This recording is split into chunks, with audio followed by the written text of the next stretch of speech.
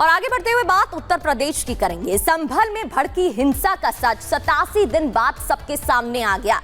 हिंसा की पूरी सच्चाई एसआईटी ने सामने रख दी, चार्जशीट दाखिल कर दी गई है। वहीं हिंसा के मास्टरमाइंड शारिक साठा के राजदार मोहम्मद गुलाम ने कई राज उगले हैं, जिसके बाद कई बातों का खुलासा हुआ है। मोहम्मद गुलाम ने कबूला है कि हिंसा के दिन हत्या की प्लानिंग पहले से की गई थी। इतना ही नहीं, संभल हिंसा का कनेक्शन दुबई से होने की बात भी कबूल की है।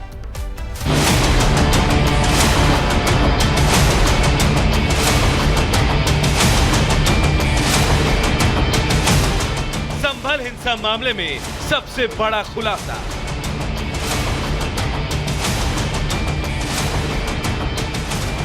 साठा के गुर्गे गुलाम ने खोला राज।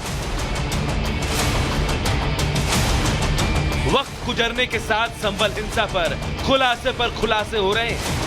संभल की फिजा बिगाड़ने वालों की अब कुंडली खुलने लगी है। हिंसा के 87 दिन बाद एसआईटी ने चार्जशीट दाखिल कर दी। 4000 से ज्यादा पन्नों की चार्जशीट में 208 आरोपियों के नाम दर्ज है। संभल हिंसा में 24 नवंबर को उपद्रवियों द्वारा पुलिस पे फायरिंग और पथराव किया गया था। उससे संबंधित कुल 12 मुकदमे दर्ज किए गए थे। 6 मुकदमों में चार्जशीट दाखिल हुई है। अभी तक उस हिंसा में कुल 80 लोग गिरफ्तार होकर जेल गए हैं और 79 लोग हैं वो प्रकाश में आ चुके हैं।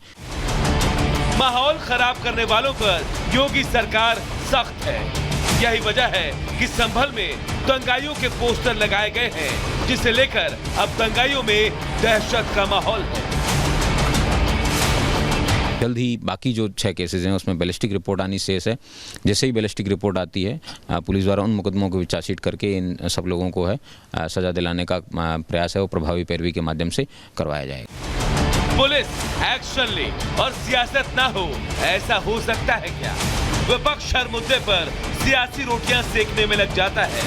ऐसा जताने लगता है कि सब कुछ बीजेपी के इशारों पर हो रहा है। जब समाजवादी पार्टी की सरकार हम लोग बनाएंगे, तब अत्याचार की एक पटकथा लिखी जाएगी, तो उसमें संभल फिर सबसे ऊपर होगा। उत्तर प्रदेश को दंगे की आग में झोंकने की समाजवादी पार्टी के गुर्गों की जो कोशिश है, उसको विफल करने का जो काम हुआ है, उसका मैं स्वागत भी करता हूं। लेकिन पुलिस जो अपना काम कर रही है वो कानून के हिसाब से कर रही है।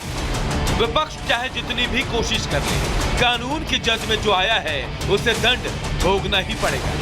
वैसे भी योगी सरकार ने दंगाइयों के खिलाफ एक्शन के लिए पुलिस को फ्री हैंड दे रखा है।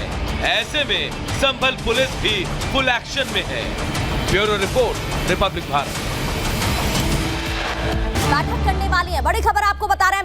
बैठक होने वाली है बजट को लेकर, महिला सम्मान योजना को लेकर ये बजट रहेगी, जहां चर्चा होगी। महिला सम्मान योजना की बात मुख्यमंत्री रेखा गुप्ता की तरफ से की गई है और इसी पर अब आगे बातचीत भी होगी। सीएम रेखा ने बैठक बुलाई है। महिलाओं को 2500 रुपए देने की योजना को लेकर ही इस बैठक में चर्चा की जाएगी। दरअसल पदभार संभालते ही मुख्यमंत्री की तरफ से साफ तौर पर कह दिया गया था कि महिला सम्मान योजना, जिसके बारे में मैनिफेस्टो में चर्चा की गई थी, उसकी शुरुआत हम करने जा रहे हैं और इसी को लेकर अब चर्चा भी हो रही है। धरातल पर काम और तेज कर दिया गया है। बीजेपी ने मैनिफेस्टो में जिन चीजों की बात की थी, उसके बारे में एक एक करके एक्शन लिया जा रहा है। और एक और बड़ी खबर का रुख कर लेते हैं। सड़क निर्माण कार्य का जायजा प्रवेश वर्मा लेने वाले हैं।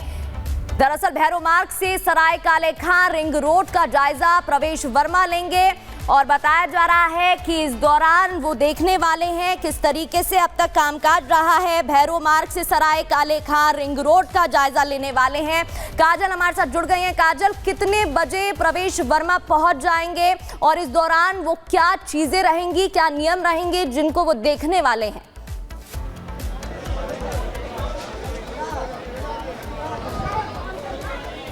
जी बिल्कुल प्रगति, मैं आपको बता दूं, सिर्फ प्रवेश वर्मा ही नहीं बल्कि कैबिनेट में जिन्होंने शपथ ली थी, यानी बीजेपी कैबिनेट में जो भी है वो सभी एक्शन में नजर आ रहे हैं। चाहे वो मुख्यमंत्री रेखा गुप्ता की हम बात करें, चाहे वो प्रवेश वर्मा की बात करें, आशीष सूद की बात करें, पंकज सिंह की बात करें, हर कोई एक्शन मोड में नजर आ रहा है। क्योंकि लगातार आम आदमी पार्टी की तरफ से जिस तरीके से आरोप लगाए जा रहे थे कि बीजेपी ने जो मैनिफेस्टो जो लेकर आई है उसे अप्लाई नहीं करेगी, तो कहीं ना कहीं रेखा गुप्ता ने, मुख्यमंत्री ने ये पहले ही संदेश दे दिया था कि बीजेपी की गारंटी है और पूरा होने की गारंटी मोदी, प्रधानमंत्री मोदी बिल्कुल, और क्लियर कर दिया है कि जिन बातों का जिक्र किया गया था उन पर काम करना अब शुरू भी कर दिया गया। बहुत बहुत शुक्रिया काजल आपका। आगे बढ़ते हैं और बात एक और बड़ी खबर की। दिल्ली के ऊर्जा मंत्री आशीष सूद ने बैठक बुलाई है। आशीष सूद ने भी बैठक बुलाई है क्योंकि देखिए जितने भी कैबिनेट मेंबर्स हैं एक एक कर एक्शन मोड में दिखाई दे रहे हैं। इससे पहले प्रवेश वर्मा जायजा लेंगे, वहीं दिल्ली के ऊर्जा मंत्री आशीष सूद ने भी बैठक बुलाई है।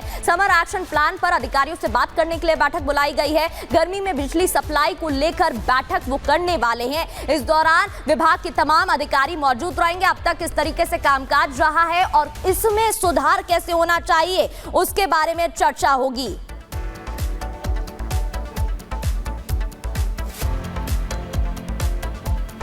बात बड़ी खबर की, भारत में फर्जीवाड़ा करने वाला बीबीसी, अब बीबीसी पर एक्शन लिया गया है। बीबीसी वर्ल्ड सर्विस पर करीब 3.44 करोड़ का जुर्माना लगा है।